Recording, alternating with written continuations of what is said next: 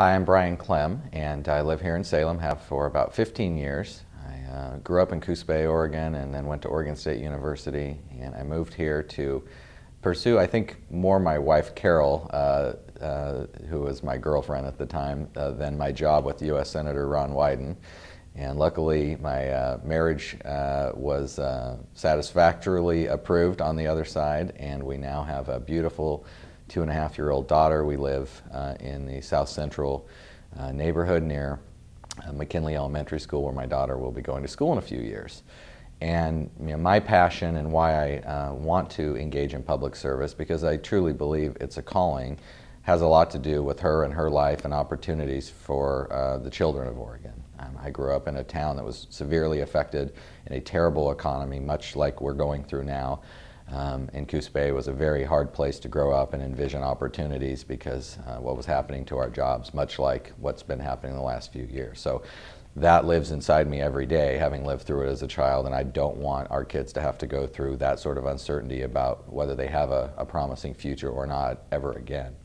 So the time I spend in the Oregon legislature so far is trying to promote jobs and economic health for our area.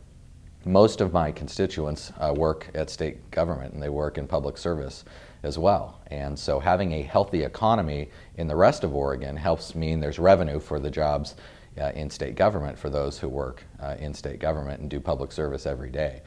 I'm the chair of the Agriculture Committee, and I work on forestry issues because that's a lot of the strengths of Oregon's economy, and that's where the income tax revenues are going to come from to help pay the salaries of the folks who work in public service here in Salem. So I spend a lot of time trying to create healthy agriculture and forestry industries in Oregon as the chair of the Ag and Forestry Committee. I also have spent a lot of time doing legislation on behalf of people who live here in Salem in my district who brought problems to me that they wanted to see solved in state government. That includes helping people out just east of Salem, on the other side of Lancaster Drive, get a better shake during the annexation process, guaranteeing them the right to vote. I passed a law my first session for that. Also implementing a delay in annexation so they can adjust if they do get annexed to the increase in property taxes without the accompanying services. And there's an automatic 3-year delay in implementation now thanks to a bill I passed in 2007.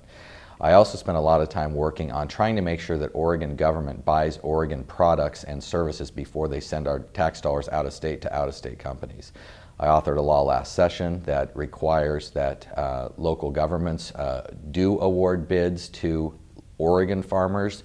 If they're within 10% of the low bid, then the contracting authority is allowed to purchase from them. Prior to that, it was illegal to purchase from an Oregon farmer if they were 1 cent above a foreign multinational company selling processed foods here in Oregon, and the Oregon farmer could provide a fresh food. But if it cost 1 cent more, it was illegal to do it. We changed that law, it passed unanimously, and now Oregon farmers are able to get contracts for jails, prisons, and schools that they could not get before. I also authored the Farm to School program, which brings more Oregon-grown fruits and vegetables into the school lunchroom.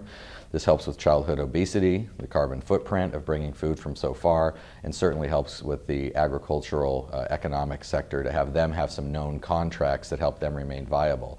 Oregon farmers feeding Oregon's children fresh, healthy fruits and vegetables is something that I think is a win-win, helps bridge the urban-rural divide, and it's the kind of legislation I like to work on.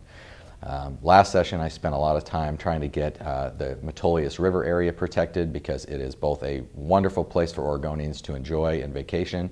It also is a huge economic driver for that part of Oregon for people who do tourism and sports fishing businesses, and there were threats to do some developments that could have destroyed the treasure itself and would have ruined one economic sector to trade off for another one. This next session, if I'm lucky enough to be re-elected, I will continue to focus on job creation. I've just recently returned from a trip abroad where I was able to get a company, an Oregon company, with some other legislators, $2 million worth of new signed contracts. Got an email last night they're going to be hiring 4 new people and buying a new helicopter. And instead of sending our jobs overseas, we're just going to continue to sell more of our products overseas. So those are the kinds of things I'm working on. I want to make sure you get back to work. I want to make sure that you are able to have the kind of life that you and your children want.